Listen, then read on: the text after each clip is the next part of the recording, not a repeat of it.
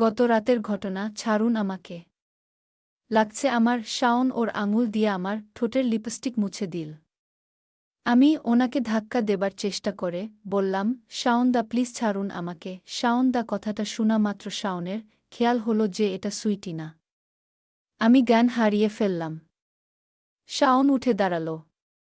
সুইটি শাওনের ex girlfriend. নেশা করার কারণে সব উল্টাপাল্টা লাগছে শাওনের।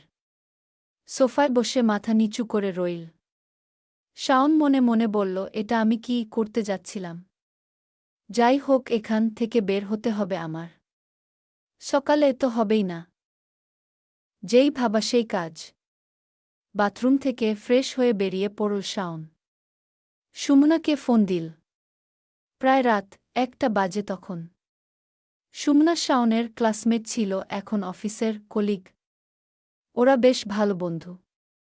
সুমনা ওর গাড়ি নিয়ে শাওনের বাসার সামনে থামিয়ে নামতে নামতে বলল, এত রাতে ফোন দিলি, কি হয়েছে? ঢাকা যাব এখনই।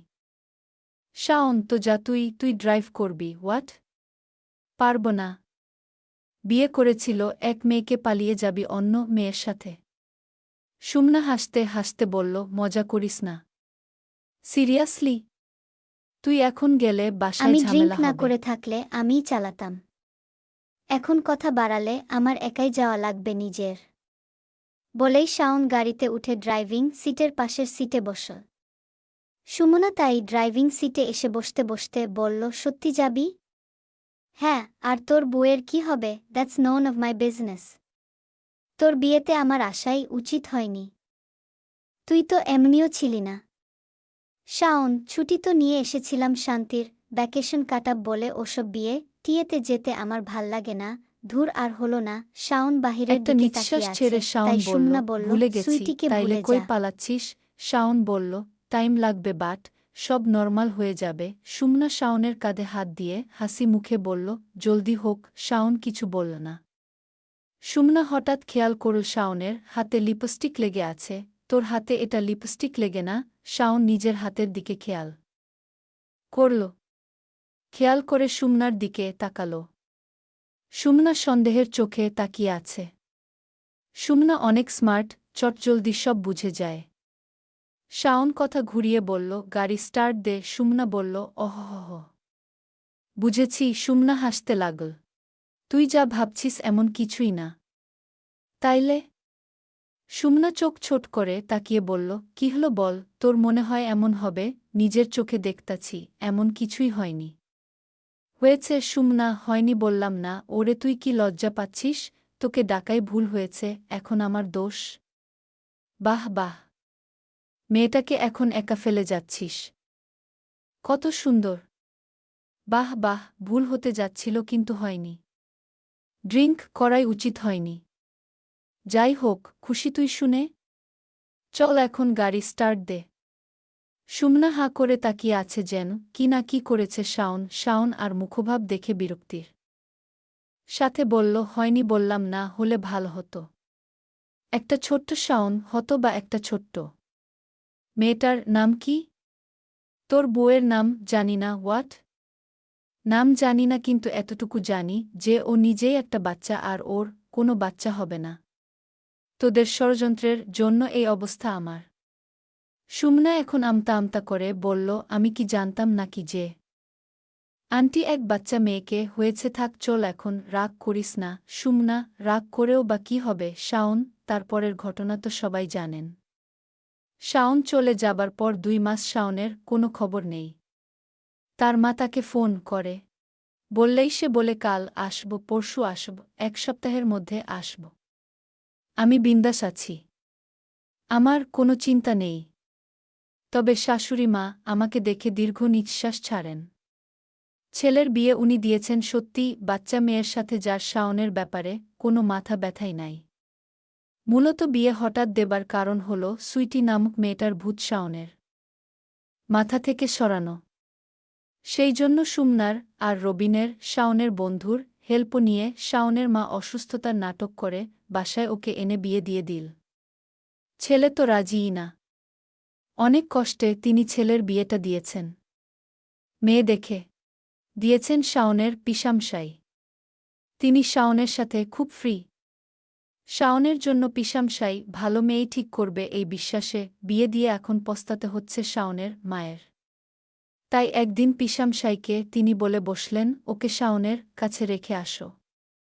শাওন আর আসবে না, ভালোমত চিনি ওকে আমি। তুমি রেখে আসো মিলাকে।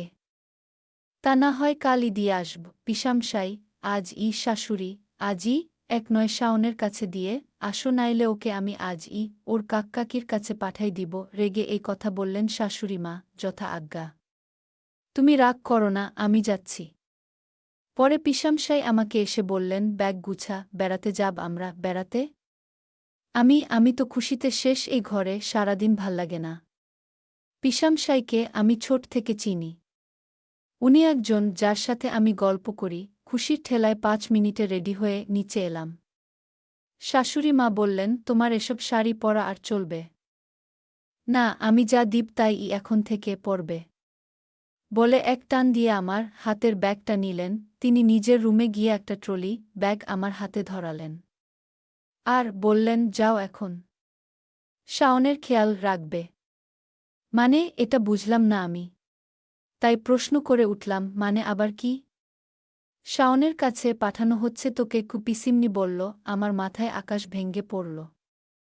আমি যাব না। বলে উঠলাম, আমি যাবে না মানে? শাশুড়ি মা, তার চোখ গরমে ভয় পেলাম। সেই ভয় কাটাতে পিশামশাই বলল, আরে মাত্র কয়েকদিনের জন্য যাব, আবার চলে আসব। কয়েকদিন আবার কি? কাকিমনিকে থামিয়ে দিয়ে পিশামশাই বলল, আরে এত কিসের কথা? যাই এখন, আমার তাও যেতে ইচ্ছা করছিল না। মোটামুটি চোখ গরম আর মিথ্যা আশ্বাসে রওনা হলাম। সন্ধ্যার দিকে শাওনের বাসায় পৌঁছলাম। অন্যরকম ভয় কাজ করছে। পিশামশাই কলিং বেল দিলেন।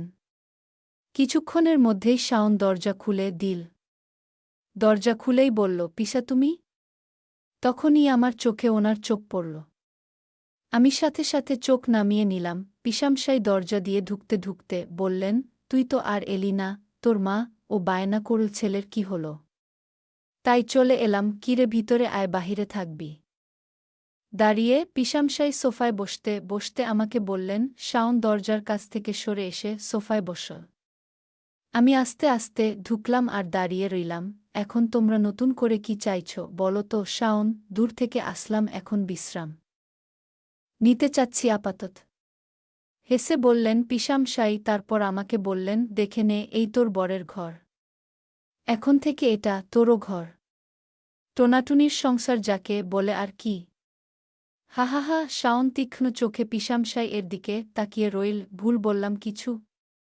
যাই হোক, তোরা গল্প কর, আমি কাবাব মে হাড্ডি না হই। বলতে বলতে পিশামশাই গেস্টরুমে চলে গেলেন তার ছোট ব্যাগ নিয়ে। শাওন আমার দিকে তাকাল। আমি তাই চোখ আবার নামিয়ে নিলাম। শাওন তখন সোফা থেকে উঠে আমার দিকে আসতে লাগল। আমার সেদিন রাতের কথা মনে পড়ে গেল। উনি কি আবার উল্টাপাল্টা কিছু করবেন? কিছু করবেন আমার সাথে? আমি লাগেজের হ্যান্ডেল শক্ত করে ধরলাম। শাওন আমাকে পাশ কাটিয়ে চলে গিয়ে দরজা বন্ধ করল। শাওন নিজেও বুঝছে না কি করবে। শাওন একটা দীর্ঘ নিঃশ্বাস ছাড়ল। এই ভাড়া বাসাতে রুম 3টা। একটাতে শাওনের জিম করার রুম, সেটাতে কোনো খাট নাই। অন্যটা গেস্ট রুম, যেখানে পিসা আছে। আরেকটা শাওনের নিজের বেডরুম। তাছাড়া কিচেন, ড্রয়িং রুম তো আছেই। পিসা তো অবশ্যই শাওনকে বাহিরে শুতে দিবে না, সেটা শাওনও জানে। চিন্তার বিষয় এখানেই। হঠাৎ পিশামশাই এসে বললেন আমাকে, এভাবে আর কতক্ষণ দাঁড়িয়ে থাকবি? ওই রুমে যা, গিয়ে ফ্রেশ হ। তিনি আমাকে শাওনের রুমটা দেখিয়ে দিলেন। আমি তো আর জানি না এটা ওনার রুম। আমিও লাগেজ নিয়ে চলে গেলাম। গিয়ে দরজা এগিয়ে দিলাম। শাওন পিসা মশাই এর সাথে একা কথা বলার সুযোগই খুঁজছিল। পিশামশাই এর সাথে গেস্ট রুমে গেল। কালই ফিরে যাও দয়া করে। শাওন, হাহা। 7 দিন থেকে তবেই যাব।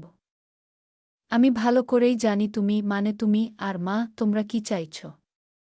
পর আমাকে জোর করে লাভ হবে না বলেই শাওন উঠে যেতে লাগল। মেয়েটার মা বাবা নেই।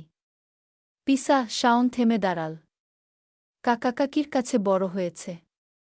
আমি ওকে ছোট থেকে দেখছি। তোর ওকে ভালো অবশ্যই লাগবে, পিসা বলল। আমি নিজের লাইফ নিজেই গুছিয়ে নিতে পারবো, শাওন বলল।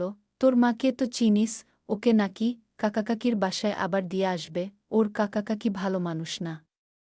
ওকে হয়তো অন্য কারো সাথে বিয়ে দিয়ে দিবে, টাকার জন্য যার তার সাথেই দিয়ে দিবে। গ্রামে তো বুড়ো শালিকের ঘাড়ে রো থাকে।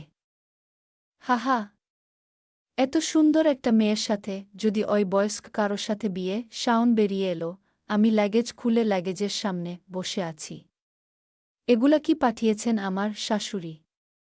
দরজা ঠেলে রুমে ঢুকল। আমিই তাকালাম। শাওনকে দেখে আমি সাথে সাথে মুখ ঘুরিয়ে নিলাম। উনি এখানে কেন? আমার কি ওনার সাথে এক রুমে থাকতে হবে এই ৭